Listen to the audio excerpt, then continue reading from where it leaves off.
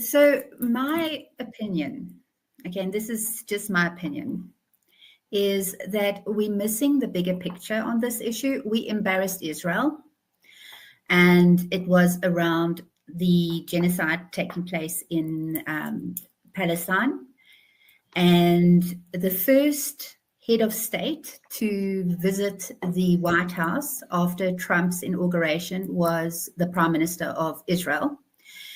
And the next thing, the storm happened, okay? In between, there's been a lot of disinformation and misinformation provided. As we know, AfriForum has been at the UN. AfriForum normally attends a lot of these conservative conferences. They've also put together, for a few years now, they've had a trip where they would go to Hungary, the USA. I think they went to the UK.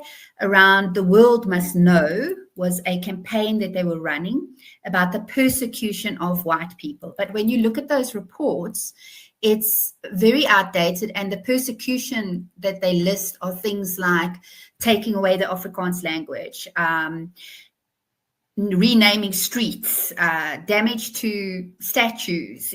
There's not really, and then the odd farm murder that they put in there, and they keep on mentioning farm murders as if it's only white people that are suffering, that experience crime within rural areas. So for me, I've been looking at this and I've been thinking, no, this is just such an odd reaction, considering that the USA has got a expropriation law called the eminent domain law. So I don't think this is about our Afrikaners. I don't think it is about our expropriation bill. I think it's a tit for tat situation. We embarrassed Israel and on the world stage when we went to the ICJ, and even in the first notice that we got, there was an entire paragraph dedicated to Israel and how we took them to the ICJ. So now the argument is, okay, so you took them to the ICJ, but you've got this group of people that you are mistreating so badly, and that you're just taking their land, and and that's why I say that's why there was so much backtracking after this whole situation, because it was never about the Afrikaners. But that's just an opinion. It was about the ICJ case, and that is my view. I've been watching this, and just because that letter actually made mention of us, what has that got to do with how we treat the Afrikaners? It just doesn't make sense. And it's in the first letter that we got from the USA, is about the ICJ case. And people, when I saw AfriForum backtracking, this was never what they wanted. They got a fright, because this is, all of a sudden, but it was at the same stage that the Prime Minister of Israel was at the White House. There we got our first step. Well, certainly, and as Carl, you are obviously shaking your head as Bianca is talking. And I just want our listeners and viewers to know that we had extended an invitation to solidarity to Jaco Kleinhans, the head of international and public relations, to be part and parcel of this discussion. And he says they've discussed it internally and decided not to participate. But we do obviously respect their decision, but it would have been quite interesting. But Carl, coming back to what Bianca is talking about and the whole question surrounding South Africa and the ICJ, we knew there were going to be consequences. We knew there was going to be a backlash, particularly from the United States of America. And we've seen Donald Trump use this to good effect, where on the one hand, he speaks about ethnic cleansing of Afrikaners, yet this is the same man that is proposing the clearing out of Gaza, the ethnic cleansing of the people of Palestine, and moving them out into the Sinai Desert, into Jordan. Look, I absolutely agree with what Bianca said. She's spot on.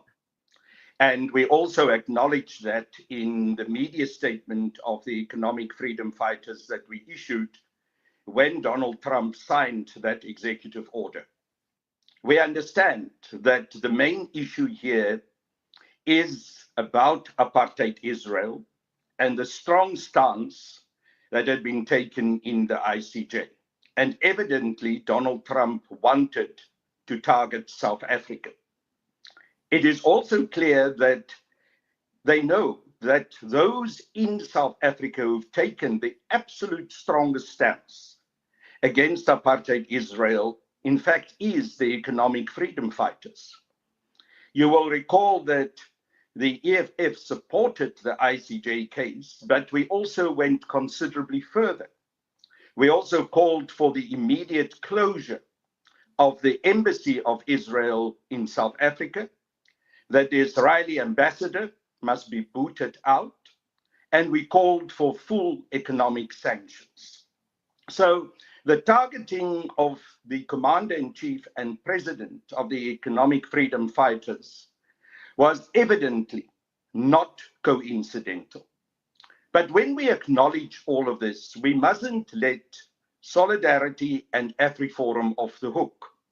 Because as Bianca quite correctly pointed out, they went on particular trips throughout the world to go and promote the lies that they were telling about South Africa.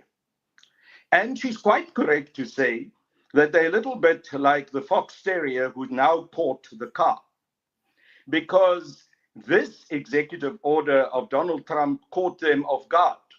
Because evidently, Kali Kriel and Ernst Roets and their cohorts know very well that it's not going to be sunshine and roses when they go and live in exile as refugees in the United States of America. They've got no intention to go to hillbilly land in the USA. They like their double cab Hiluxes. They like their Saturday afternoon braais. They like the white privilege that has continued to be persisted in South Africa also after 1994. So that's why you get all the backtracking. But at the same time, we should not let them off the hook. They have created this opportunity for Donald Trump and for Elon Musk to attack South Africa, and specifically to attack the commander-in-chief of the EFF about our strong and principled stance against apartheid Israel. They've given them that hook to hang these actions on. And therefore, I will still maintain that AfriForum and Solidarity and those who are particularly their mouthpieces have committed treason. And they should actually be charged for their actions, because they went into the international diplomatic world and told blatant lies about South Africa. And they did so with the intention to harm South Africa. What we are faced with now is that Donald Trump is trying to use US aid and the AGOA agreement as leverage against our country. Now, I'm one of those who would love to see us walking away from the aid of the United States of America, because aid from the USA is always with the intention to manipulate and to control. It is never about empowerment. It is always about disempowerment and imperialism. But at the same time, we must object in the strongest possible terms that Trump is trying to use aid to come and intimidate and bully us. And we must raise the consequences that some of that aid tap that they're trying to close now, will have for vulnerable South Africans.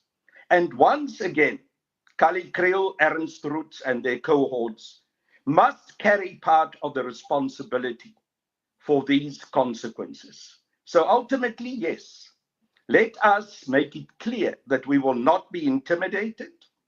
Let us also make it clear that we will not become those who are addicted to aid, as if we're a leash on a leash that we can be yanked in whenever Donald Trump and his cohorts want to do so. And let us stand strong on those issues.